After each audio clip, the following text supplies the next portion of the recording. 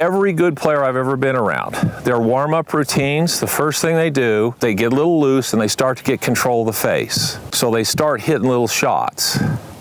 Now, if you ask them, what are you doing? They'll go, oh, I'm just warming up. Well, why did you hit that one to the left? I was just trying to get a feel for a hook. Okay, so you're not just warming up. See, they forget what they do. They've done it for so long that it's just automatic. They don't even realize they're doing half the stuff they do. They're talking to you about the things they do after they get control of the face and control of the path.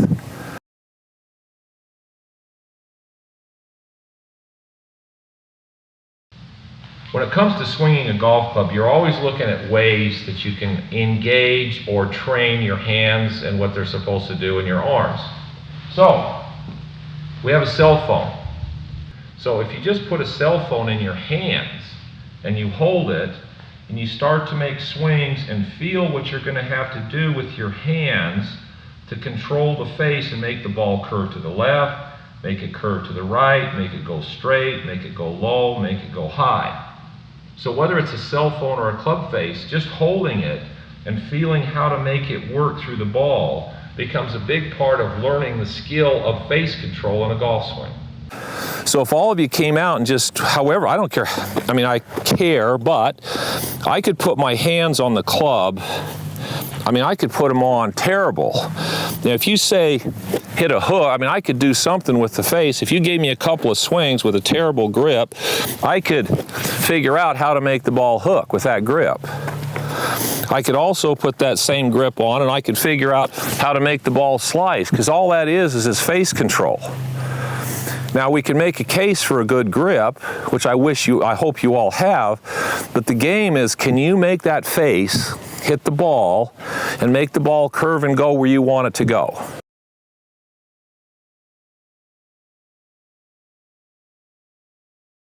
Watch what happens. No matter how soon I unhinge my wrists, what's the club face doing?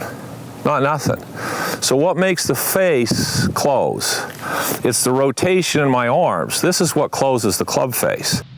The way the golf club is designed, the way you get the club to work out in front of you is really important, because if you do it wrong, you end up hitting low pull hooks. So a lot of people misunderstand what it means to get the club out in front of you. So if you look at this club, here's the heel, this is the toe. Now it's designed so that as it comes down, this toe will automatically catch the club up if you let it. The momentum will do that for you. So when you swing the club, when you're up here, when you start down and you're working the club around this corner and you're working the club back out in front of you, you're working the heel of the club back out in front of you. You're not working the toe of the club out in front of you. It's a big difference in how my right arm works. So I'm working the heel of the club out in front of me, and then I'm releasing the whole momentum of the club as hard as I can.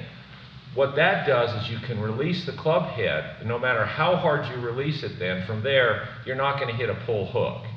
So if any of you struggle with hitting hooks, getting the club out in front of you, the reason is you're getting the club face turned down. So you're turning the face out this way. So the club head's getting out here, rather than leading the club out with the heel.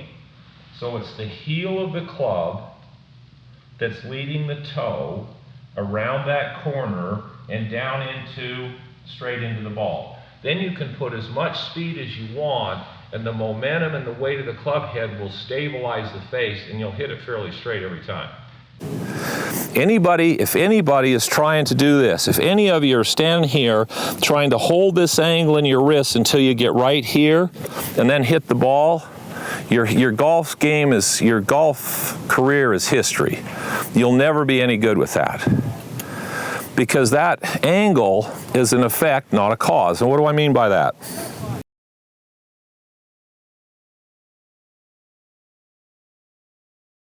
You should be able to stand and go from a 90-degree angle to a 90-degree angle. Now, when it comes to lag, everybody talks about lag. Whether you're throwing a ball or whether you're hitting a ball, lag is not the cause, it's an effect. Now, the effect of lag comes from the weight of that club head being above your hands or behind your hands. As you start down, the weight of the club head increases. Now you're directing the momentum out in front of you. You're not unhinging your wrist, but it's the momentum of the club that creates the lag. And then as you move the momentum of the club head out in front of you, it drops onto the ball and recreates the angle on the follow-through. So lag is an effect, not a cause. If you try to hold the angle, then the momentum of the club can't work.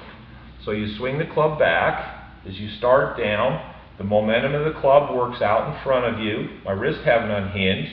Then the momentum of the club drops the club onto the ball and rehinges back up into that L position.